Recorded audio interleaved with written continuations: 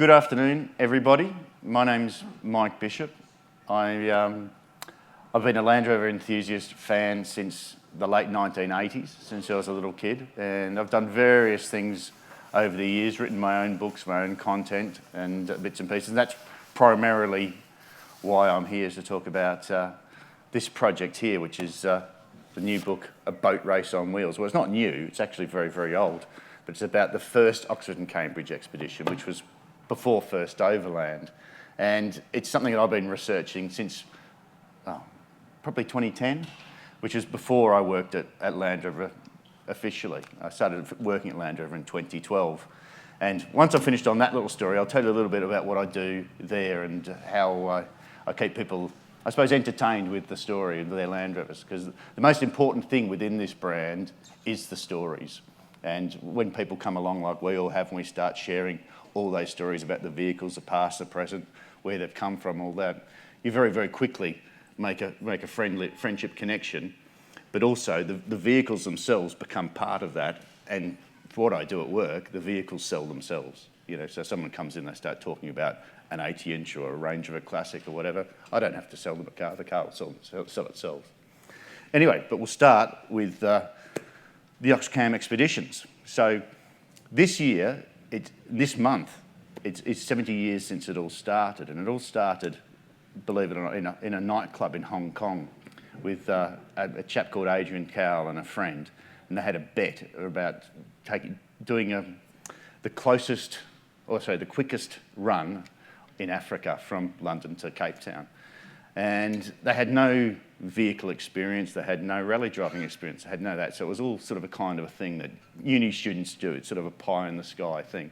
But it did set a spark in them to try and do it, especially in Adrian, who went on to become a massive film producer, but we'll get into that a little bit later.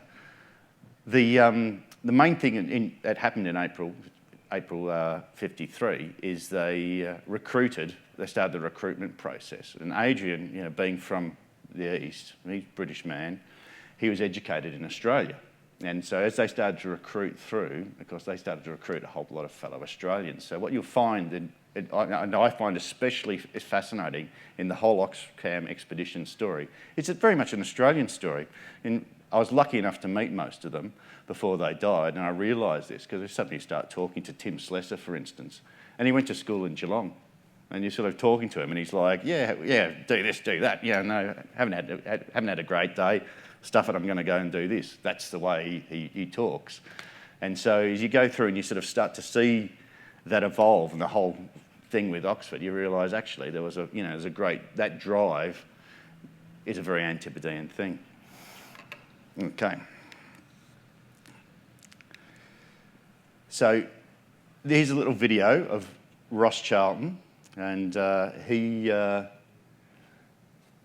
was a photographer on this first expedition, and he'll tell you about his story for about 2 minutes and why they started it and what they did. And he was the second Australian recruited.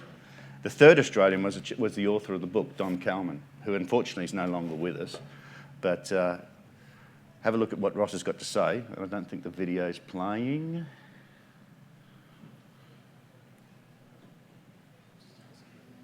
My name is Ross Charlton. I went round Africa with 5 others, in 2 Land Rovers. I was recruited as a photographer, and we drove from London to Cape Town and back again. That's slightly further than once round the Earth at the equator. How many miles was that in total? 27,000, I believe. The whole exercise was formulated as a race to give it a sort of reason, a raison d'etre. 2, 1, go. Sorry. It's amazing. Travelling by car in Africa, it was a very stable place then. You could travel in reasonably legally protected circumstances everywhere, whereas nowadays, of course, would be impossible. You must have had some sticky moments that were unnerving. There were 2 accidents, both in the Cambridge car. We had no brakes at the time. We turned left, and there was no left, and we went down into the jungle. So that was quite serious. What triggered you to dig up the book? Well, I just found them. I was cleaning up, pretty unusual for me, and I found this book, a very bad copy, in the cupboard. Our book was written after a delay where Don, who had no money, and we had no money to support him or produce the book, and there it languished. And then I found I had a copy of it. It's gained publicity from there on. And then, of course, Adam found the car, restored it, and got interested in the book. We stayed with some guy, and he looked after us as many had before. We had an evening meal together, and there was a pause in the conversation, and he said, "How come you guys are still such good friends?" "We just got on because you had to, and you learn to live with the people you're with." We were a unit, we were a group, we were outside the other group. We were a band of brothers.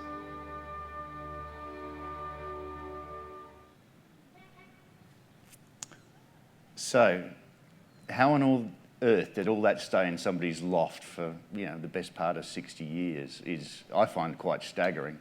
And for me, it all started with one phone call.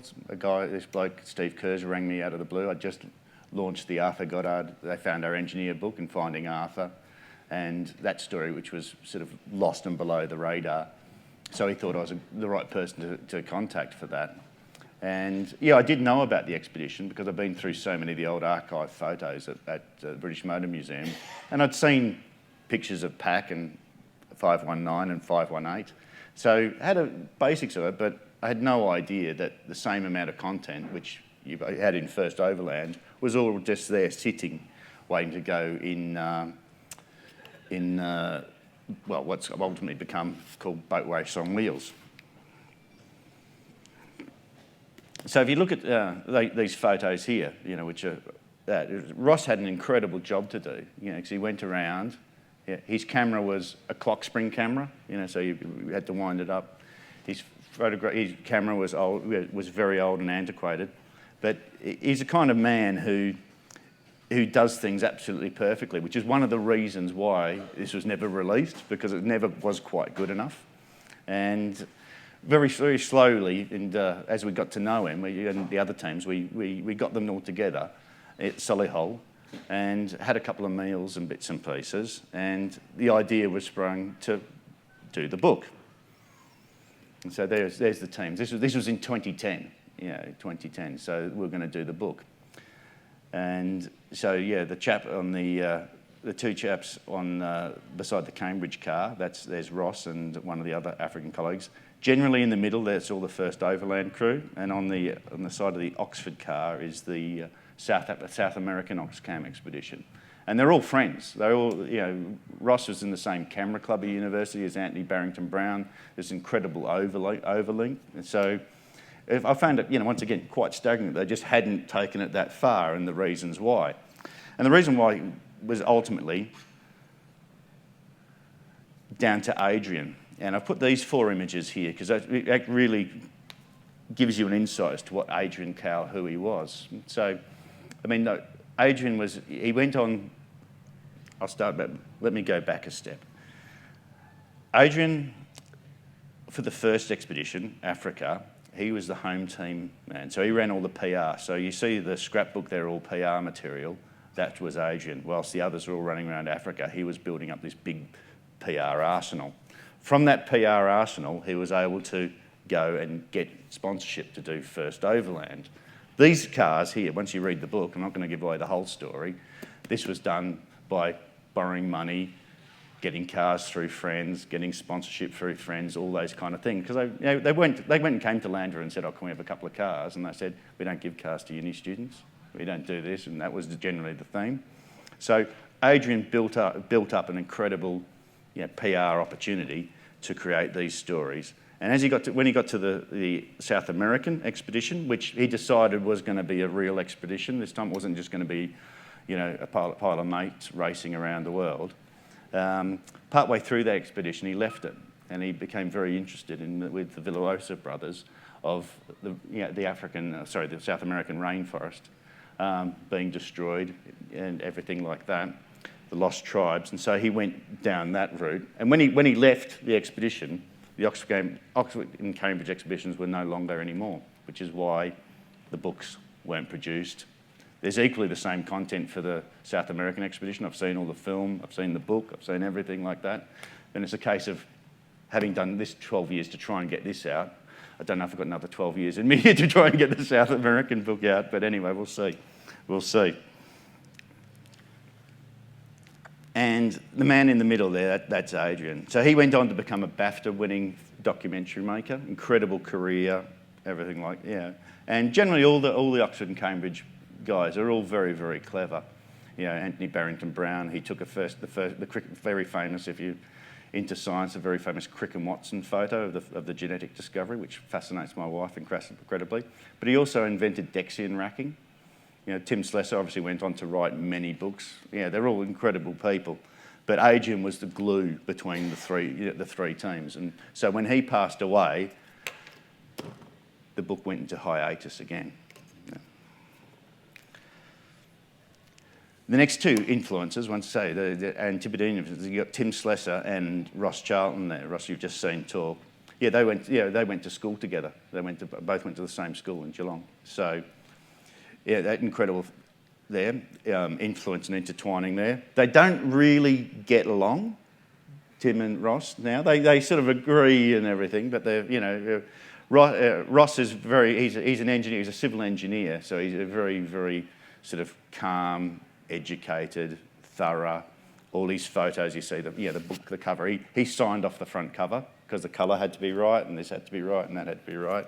Whereas Tim's very Antipodean. He's like, right, do it now, it's got to be done. So once again, you see first Overland, you can sort of see that do it now kind of mentality in Tim's personality, which is still very fiery to this day. The next thing that happened after all this sort of hiatus was this thing turned up. And so the Hong Kong element, this was quite an equally complex story. So the vehicles were originally supposed to be sent to Hong Kong. And so they were taken out and purchased by one of the expedition's owners' fathers and sent to Guernsey to get around the tax laws. And this is what the whole book's like. It's all like hook and crook, get around this, borrow money from there, do this, do that. So, it is a very, very fascinating story. But once PAC turned up and was bought by a good friend of the brand, and who also had Oxford, and put back together, that put the fire back into Ross's belly, and we were able to get the book moving forwards.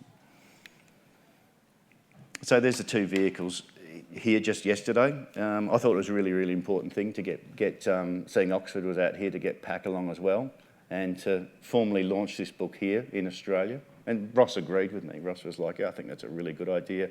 He'd love to be here, but Ross is 93 now. He doesn't travel terribly well. We might be able to get him on the phone for tomorrow's talk. I'm not quite sure yet. But if you want to know anything more about it, I just highly recommend grabbing this. There's only, I think there's only 200 copies at the moment. If it sells well, it will be one of these print-on-demand books. That if it doesn't sell particularly well, so be it. Yeah, the 200 of you who've got them around the world will be the lucky ones, definitely. So that's that story there, Boat Race on Wheels. Now we'll hold the questions to the next thing, because I'm just going to do a few slides about all the questions about what I actually do for a career. Which is inevitable. Yeah. So, my job. What's my job? My title, my business card says I'm Land Rover Sales, Land Rover PR, and Land Rover Social Media for Land Rover Classic, which for a corporate is quite a complex thing, because usually you're pigeonholed into your one thing, or you're this or you're that. Whereas for me, I'm a little bit of everything. So I'm a bit of a fish out of water in some senses, but I sort of draw it all together and keep people entertained and having fun.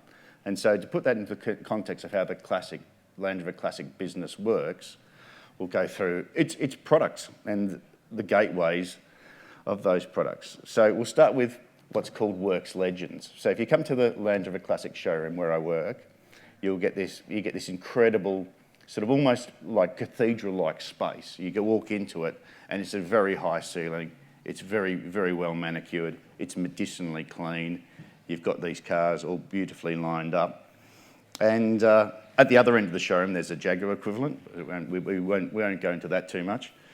And so you can come in and you can purchase one of these vehicles. Some of the vehicles are new old Defenders, some of them are Series 1s, some of them are Range Rovers, some of them are vehicles we put V8s into. And they're advertised worldwide, and most people purchase over the phone. They'll ring up and they'll say, we want that vehicle. I'll say, okay, why do you want that vehicle? What's the story? I'll tell them my story. I've done this. I've been to Cooma recently, gone off-road driving. And they'll go, that's cool. I've done this, this, this, and this. And I don't talk about the vehicle. I talk about the stories. And generally at the end, they say, oh, how much is the vehicle? And I say, well, this is the deal with the vehicle. And I say, great, I'll have it. And it's as simple as that. It really is. Then we have program cars. So this car is the 70th Works V8 70th edition. So these are 2012 to 2016 Defenders. They come back in and are fully restored to a specification with an AJ133 naturally aspirated V8 at 400 horsepower and about 550 newton metres of torque. A ZF HP8 gearbox, which is the Range Rover Sport spec. And it's all engineered into that vehicle. So it's a conversion at the end of the day, yes, yeah. But as the OEM's done it, it's all done very carefully so that, you know, the torque of the vehicle is a very, very complex thing called torque caps within modern vehicles, so you don't get too much torque and start breaking stuff. So all the torque caps are set to the OEM spec, yeah, which a lot of other companies, they'll try to sort of push it a little bit. And so a HP8 gearbox, I tell you right now, it can take the maximum torque it can take is 700 newton meters. That's ZF talking, you know, on that. So yeah, once again, if you go and get, you know, your car rechipped and it goes over 700, the risk's with you. So, and that's one of the reasons why people want to come to us for these vehicles. It's a conversion, but yeah, we've put our name to it. And they are really good fun. The 90 especially, it's a bit lethal, it is. It's really, that amount of power and torque through that chassis is probably about the maximum it will take, yeah, there. Then we get to experiences. And so you have Works Legends, you have program cars, you have experiences.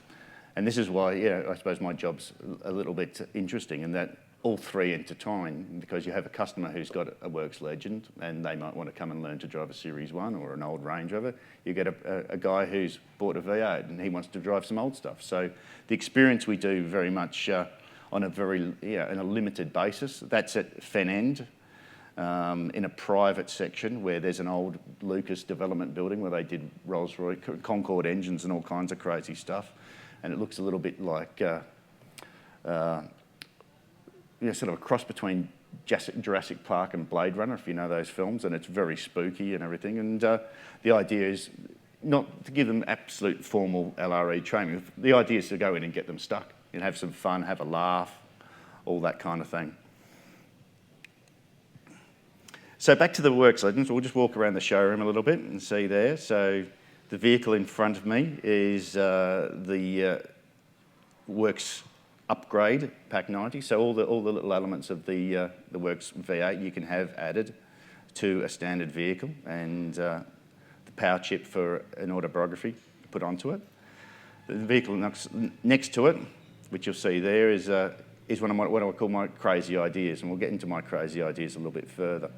So more often than not, people come to us when they're wanting to do these stories, and they're like, yeah, we love that standard Defender or that low mileage one or this and that, but what can we do to it? What can we do to bespoke to make it mine? So the vehicle you can just see there, the soft top, that came in from a customer who wanted to sell it, and it came in as a Heritage Limited Edition copy. And I looked at it and I was like, it's a copy? It's a copy of our car? We can't sell a copy, we've got to sell the real one. And he's like, oh, that's a shame. And I said, what can you do? And I said, well, why don't you just bespoke it yourself? And I said, I really love RAF blue for the Series 1 colour. I think it's a fantastic colour. And he's like, I like that too. And so he ran off, changed the vehicle to RAF blue, changed a few other features, and suddenly we had something we could put in the showroom and sell. And so all we need to do is to stop raining in England, and no doubt we'll be able to sell a soft top, hopefully. So anyway, that's one of the challenges I get.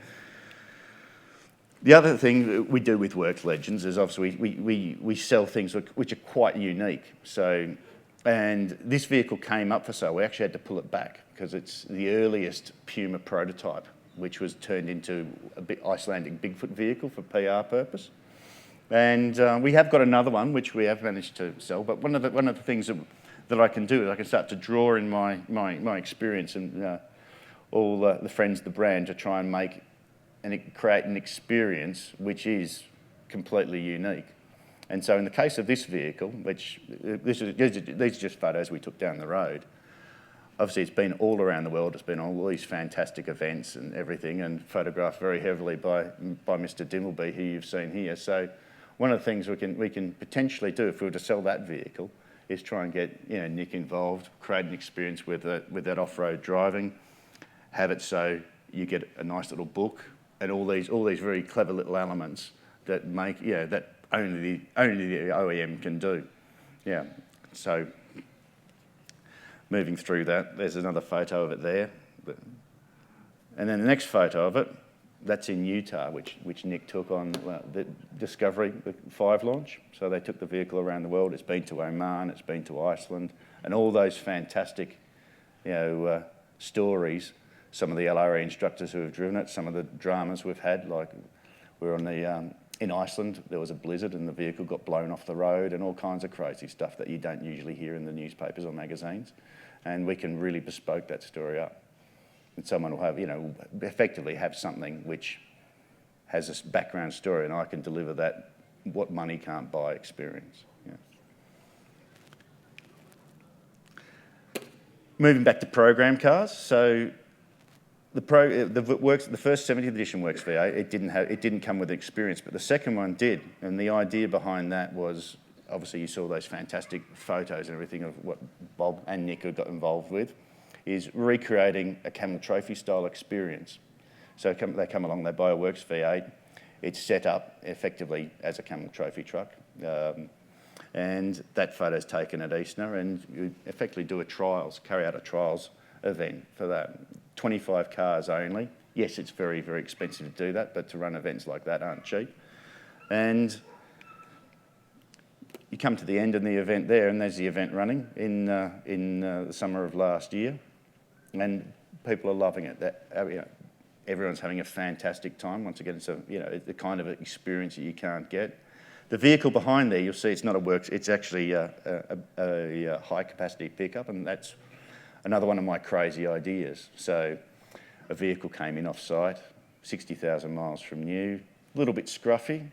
The management looked at it and said, we can't really sell that. And I said, well, paint it sand glow and put some stickers on the side of it and let me race around Eastner in it, and that will sell, I guarantee it. And that's what we did.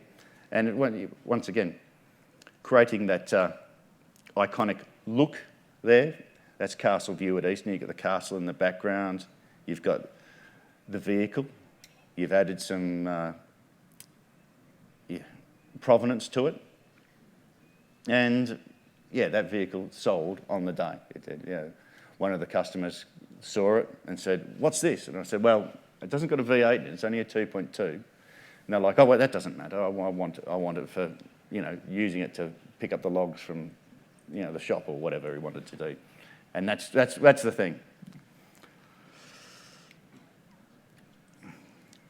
Other experiences we do, so this is, we've got that original Works V8 car and going and doing a bespoke experience for somebody.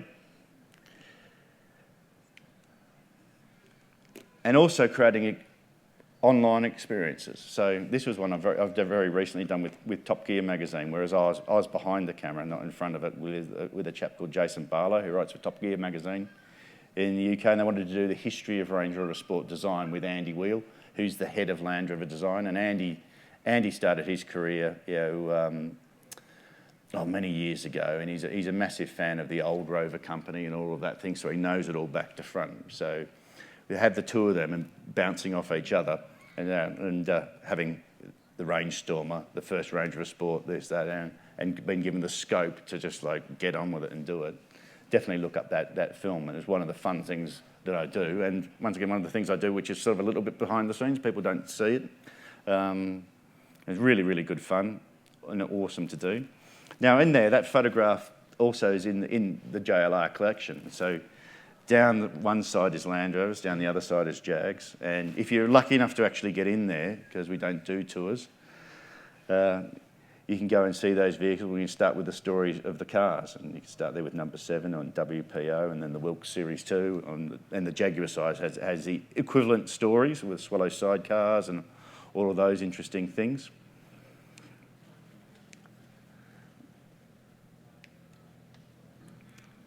This is another little bit of help that I do in the background. So this is actually a photo of Nick's, and he did a fantastic photo shoot, which unfortunately was in the middle of the pandemic and I couldn't go to do with a new Defender V8. And he wanted to create a film and a scene with a throwback to the past. And he rang up and he said, who's got a really, really good Stage 1 V8? And I was like, oh, Emery's got a fantastic pre-production one. So put them in connection, and once again, one of the little subtle things that I get to do, very satisfying when you see the images come out or see the film come out. You think, okay, I put my finger on that in a minor way, but the content goes out, everybody enjoys it, everyone gets to see it, and hopefully the people who are a little bit over the top enthusiasts will recognise and go, oh, that's RHP, that's a pre-production car. So you've very got that subtle link to the detail thrown into that story. Another one I did recently was with Mike Brewer, Wheeler Dealers, and that was a one that came about through the core business.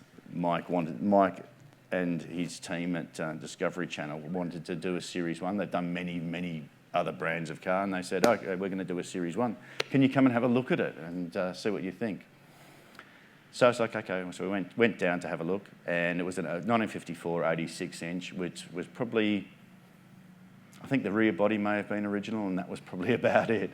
And so the producers came out and they're like, hi, nice to meet you, what do you think of the car? And I said, well, the car, to be honest, is a bit of a disaster. I said, but this is going to make really, really good television, believe me. I said, this is going to be so hard to restore. And you can see the sort of production manager go, is it going to be expensive? And I was like, yeah, it's going to be expensive. It's just you need to get everything done. And then Mike came out, and Mike's, what you see and what you get with Mike. And so he came out and was like, hey, yeah, what are we going to do? And I said, yeah, we're going to have fun. This is going to be really, really interesting. And one thing had been done to the vehicle, it had later badges put on it. It had later series badges. And I said, why don't we do something where we go and actually manage to get the drawings out? And I was like, yeah, that's cool. Now, the reason for doing that is officially you cannot get drawings out of the manufacturer because some of them are all safety critical, and so we can't give out drawings at all. But if I can subtly show a drawing through another medium, then you might all learn something and share something. So, and obviously the badges, everyone gets incredibly hooked up on this badge or that badge. Is it the Birmingham badge or is it the Solihull Warwickshire badge and all that? So I made sure that we got out all those drawings, had them on the table, had me describing them. So once again, sort of like I can very subtly influence or get the information out in a slightly different medium to what would be, everyone perfectly in the real world would love me just to email them the drawing. I can't do that. So doing that, in all honesty, that was the most satisfying part of that film, was doing that part there. And also, making Mike squirm a bit on television. When I said to them, right, you're going to have to replace the bulkhead and replace this and replace that, that was quite fun. This was another little job I did with Nick and the crew last year for the Queen's Jubilee pageant, and then it came to me very, very last minute, probably about a month to go, and they're like, oh, we need someone to drive number 7, and I'd been one of the people who put number 7 together, and I was like, yeah, we'll drive number 7. We're going to drive it down here, and it's going to have X, Y, Z billion people watching, and you can't muck it up and all that kind of thing. And I was like, yeah, okay, I've done, I've driven onto stages, I've driven, through blizzards, I've done all that kind of stuff, and the training to do so. So I wasn't too worried about it. It was just the case of actually getting it right on the day. And so The other participants in the drive were generally all television celebrities who decided on the day to go and do the Jaguar driver briefing rather than the Land Rover one, which was a little bit interesting. We'd gone and walked the route beforehand, and we'd decided with the photographers, with Nick and his team, the points at which the vehicle had to be at particular times and where it had to be in the road to get that image, to get the hero shot. And so everything was, I was totally confident. I knew exactly where the car had to be. The maximum speed of the drive was 3 kilometres an hour.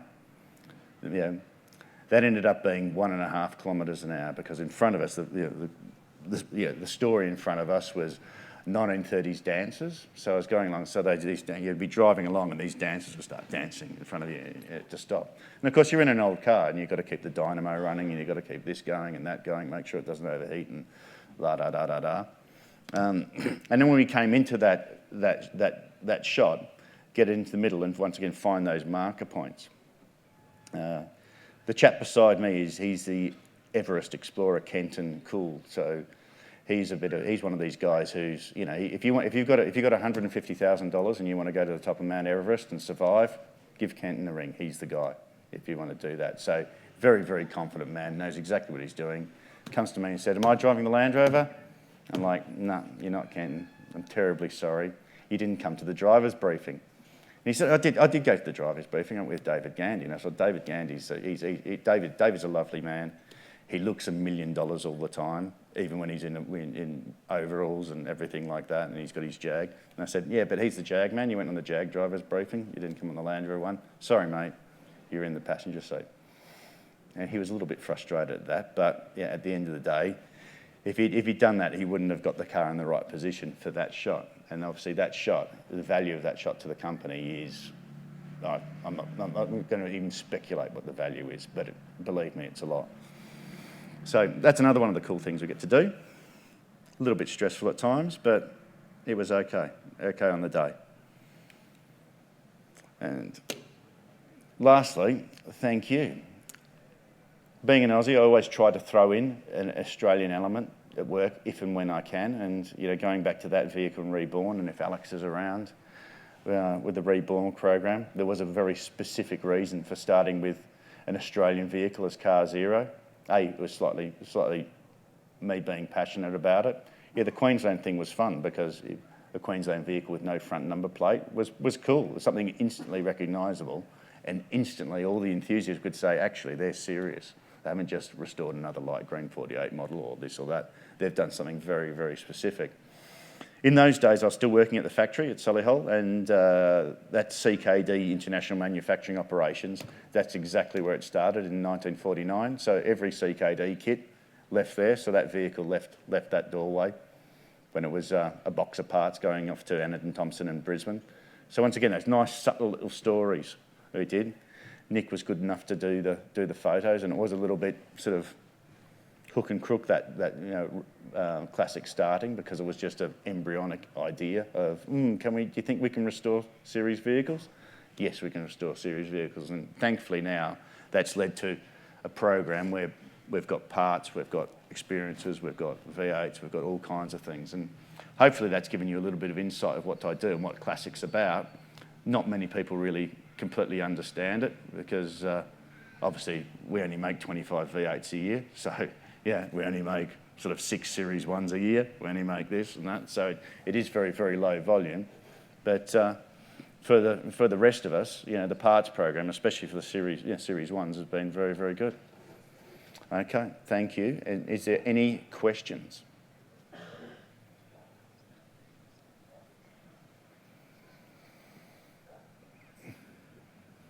There's a question for that gentleman there.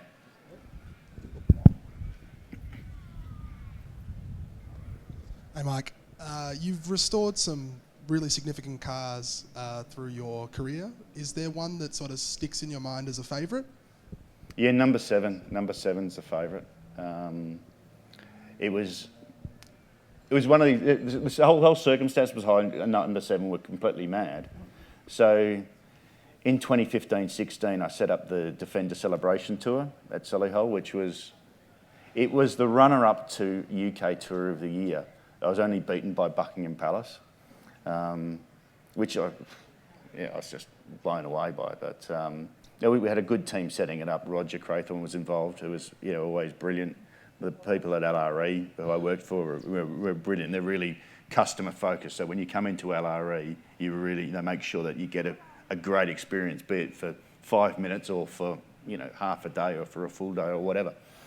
And so we went through all that, got to this point with this crescendo and trying to make a positive spin, obviously of the iconic vehicle stopping, which I think we did quite well. And then there was a rundown for that, and about a week after, James Taylor, the author, Land Rover author, he rings me and he's like, "You're never going to believe this." And I said, "Try me." And he said, "I think we've found number 7." And I was like, "Oh, where?" And he's like, "About a kilometre from the Solihull front gates." And I was like, "What? How does this work?" So number 7 was one of these. If you go, there's a dispatch record, and you go through all and people have scrutinised these pre-productions to the nth degree. And they know exactly when they had their last MOT, which is like a roadworthy certificate, or they've had this or that. But number 7 was missing, and there's nothing known about it. So suddenly it was like, whoa, where did that go? And so I got a couple of photographs, went and had a look at it, and Hook and Crook, it came back to the company, thankfully, and we got to start restoring it. And we decided very quickly on a patina restoration, and simply because the rear tailgate and the rear body were in exceptionally good condition. And there was only 8 vehicles made before the Amsterdam launch, and the others had been fully restored with the paint removed, whereas this still had its paint underneath. So we thought, actually, if you're looking at the vehicle and you're trying to tell all these stories or really get people interested or draw people right into it, if you've got the original light green paint, which is pre-launch, sitting there, you can say, well, that light green light that's been reflected back through your eyes, that's what exactly everybody else saw at the time. On top of that light green paint was the dark green paint, which they sold the vehicle off in '55. I think this has stopped working, this microphone. Yeah, is it? Cool. On top of that was some blue paint. And it still had its buff logbook. And the blue paint was put on by a guy called Earl, who bought the car as his first car in 1967, and so on and so on and so on. So that was creating a fantastic story. We did the vehicle in a year, launched it at Goodwood Festival of not Festival of Speed, but Goodwood Revival, which is an amazing event. If you ever go to UK, you can get dressed up in 1940s, 50s garb and go and drink champagne and look at silly race cars doing crazy things. And then I got the opportunity to take it back to Amsterdam, to the Rye building, and then I took it to California. And then unfortunately the pandemic came along, and we stopped doing stuff, and I got furloughed and went and rebuilt my first Land Rover, which was actually quite fun. And came back, and we've done a few other things with number 7, but we haven't quite told its full story yet because we didn't get to that point of doing that. So that's probably a long answer of it, but you can see I'm very passionate about number 7, yeah. Any other questions? Well, this is a little bit off the subject, but why don't we see more exposure by Land Rover on the Dakar Rally? Simply because we don't have a race team that that does that. So it's all privateer. So yeah, one thing to answer that by posting a similar question. One of the questions I always get is, why don't Land Rover do expeditions anymore? Why don't we go on expedition? I say, well, we've done every expedition under the sun. We've been everywhere. We've got these old expedition vehicles. There's Pollyanna, there's the Darien vehicles, there's all of that. So we don't really have to prove that we can do expeditions again because we've done it. And I'd say it's the same with Dakar. We've done Dakar before. Range Rover's won Dakar for years. It doesn't really need to prove it can do it again. If someone wants to come and put a big budget behind it and go and get a Range Rover and create their own rally car, yeah, good luck to them.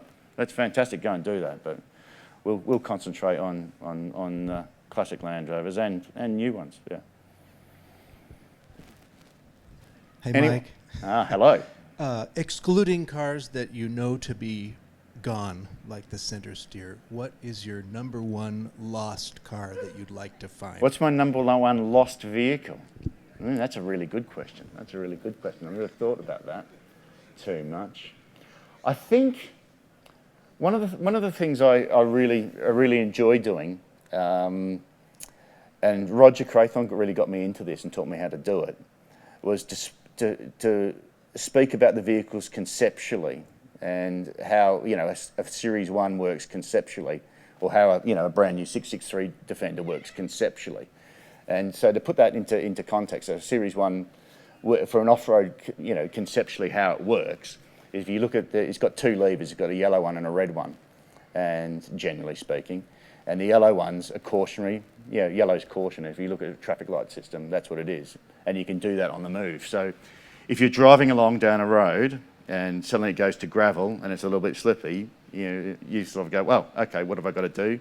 And you can put it doesn't matter. You can have it complete in any language, yellow, because that's cautionary. Everything. If you obviously come to a very, very difficult obstacle, you've probably got to stop and do a little bit of a risk assessment. So your red lever, stop, and that's how a Series 1, generally off-road, apart from the very early cars, obviously, that's how it works. And that system is very similar to the way terrain response works with your grass, gravel, snow, mud ruts, rock crawl, because you drive along and you stop, you look at the obstacle and you decide what you're going to do. So, and that's very much a Land Rover functionality trait, which goes through all the vehicles. So back to your question, the ones that I miss when you're going through and you're studying all this conceptuality stuff is the prototypes which are missing. Some of the independent front suspension vehicles from the 1960s. One of the fun things about number 7 is those prototypes. They've got a 3-step four-wheel drive system, which once again is Maurice Wilks looking at the vehicle. And the vehicle's a 48 model Land Rover's got to be better than a World War II Jeep, because that's the competition. So World War II Jeep's got a 2-step four-wheel drive system. It's just got high and low ratio and 2-wheel drive and 4-wheel drive. So Maurice Wilks was like, well, why don't we make a 3-step four-wheel drive system that's going to be better, so you can have four-wheel drive on a hard surface, so the freewheel unit that behaves like a differential. You can have four-wheel drive locked on a loose surface. You can have this, you can have that, you can have the next thing. Unfortunately, on that, those early pre-productions with that system, they would have had to have a chart out to tell you how to set it up. You need to set it up to do this, to do that, and so they very, very carefully and very cleverly came up with this idea of the yellow and red knobs, to sort of tell people, right, that you've got to do that and you've got to do that.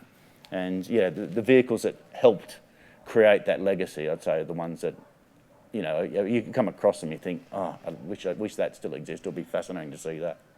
And most recently, I've recently found a 49 in UK, which I haven't told anybody about yet. And it's it is the development vehicle for that four-wheel drive system. Probably around about 6 or 7. Oh, no, actually, probably a bit more than that, but about 10 months ahead of production, 10, 12 months. Had a look at it, prototype transfer box. I photographed it, all prototype numbers. And they're the vehicles that I like. And so I can get the content, so ultimately I can tell the story. And that's what I'd like to do. Anyone else?